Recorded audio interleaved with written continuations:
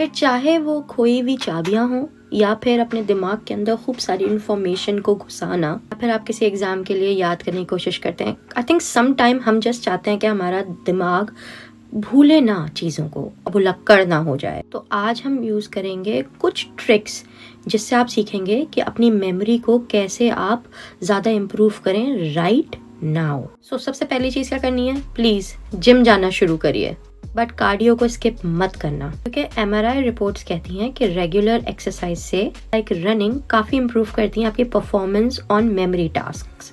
यह आपके blood flow को बेटर करती है हिपोकैम्पस में। अब आप कहोगे ये हिपोकैम्पस क्या होता है? ये आपके ब्रेन का वो पार्ट होता है जो रिस्पॉन्सिबल होता है लर्निंग और मेमोरी टास्क के लिए, बट ये 1 to 2% श्रिंक कर जाता है, स्पेशली एक लेट अडल्टहुड में।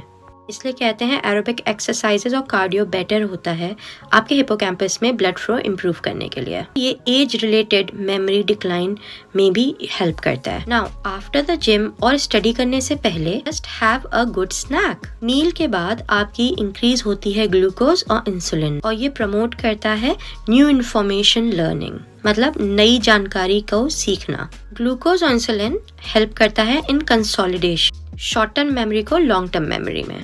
बिकॉज जो हमने हिपोकैम्पस की बात की थी, it requires your insulin receptor. मैंने ये नहीं कहा कोई भी स्नैक, मैंने कहा गुड स्नैक। अब आप कहोगे बेस्ट स्नैक क्या है? Try blueberries.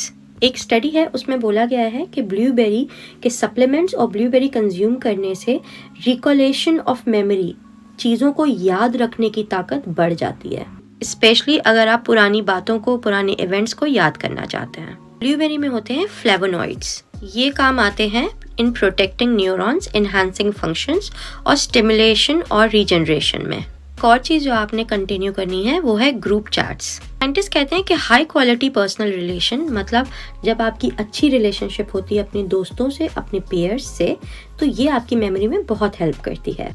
2017 में एक स्टडी हुई थी और उसमें पता चला था कि जो एडल्ट्स थे एज 80 के, उनमें से जितनों ने ये रिपोर्ट किया कि उनकी एक सैटिस्फैक्ट्री, एक अच्छी रिलेशनशिप थी अपने दोस्तों के साथ, उनकी कॉग्निटिव एबिलिटी सिमिलर थी उन लोगों के साथ हिसाब से जो 50s और 60s में थे, मतलब उनकी मेमोरी 20 years यंगर थी, बेटर थी।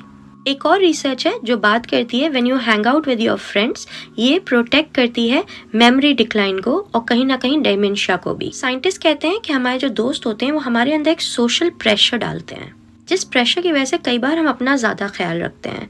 दोस्त हमें चेक भी करते हैं, मतलब वो हमें रिमाइंड कराते हैं कि कब हमें एक डॉक्टर को दिखाना है अगर हमारी तबीयत ख़राब है। कहते हैं दूसरों से बातचीत करना आपके ब्रेन में इम्प्रूव्ड कॉग्निटिव या कॉम्प्लेक्स कॉग्निटिव ग्रोथ भी दिखाता है, जो डिफ़िकल्ट टास्क हैं आपके ब्रेन के लिए उनको इम्प्रूव करता है। चलिए जल्दी से कहिए थैंक यू फ्रेंड्स। जाओ और गले लगाओ अपने दोस्तों को, क्योंकि वो कहीं ना कहीं आपकी इम्प्रूव्ड मेमोरी में कंट्रीब्यूट कर रहे हैं। अगर आप इसको एक सुपर डिग्री तक ले जाना चाहते हैं और आप एक मेमोरी चैंपियन बनना चाहते हैं, तो वो भी मैं आपको बताती हूँ कैसे करें। ये वो लोग हैं जिनकी मेमोरी एक सुपर पावर है। बेसिकली आप उन्हें कार्ड्स की डेक दे दो, वो पूरी याद करके आपको दोबारा बता देंगे, या फिर उन्हें 70-100 वर्ड्स बता दो, वो दोबारा से सारे वर्ड्स को आपको पढ़ के बता देंगे, और ये सब वो करेंगे सिर्फ 30 सेकेंड्स में। अब आप कहोगे ये सुपीरियर स्किल्स जो है मेमोरी की, क्या इसके साथ आप पैदा होते हो? Not always.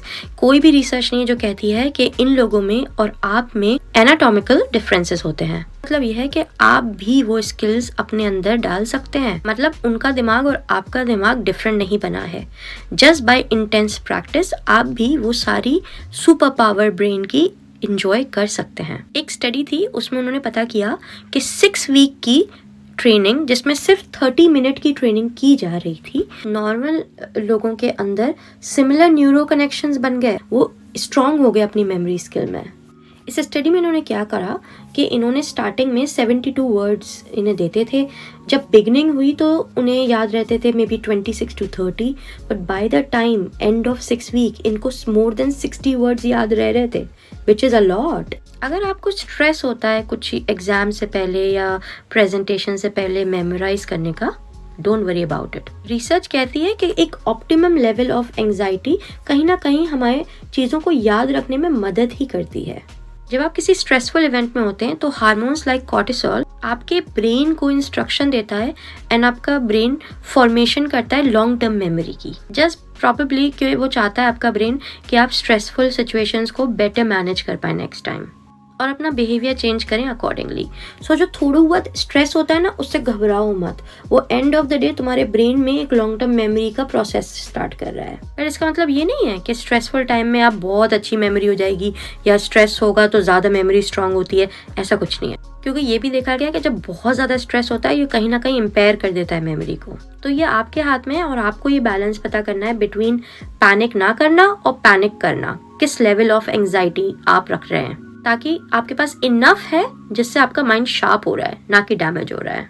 तो इन सब ट्रिक्स का इस्तेमाल करिए and have a better sharper mind. I will see you in next video.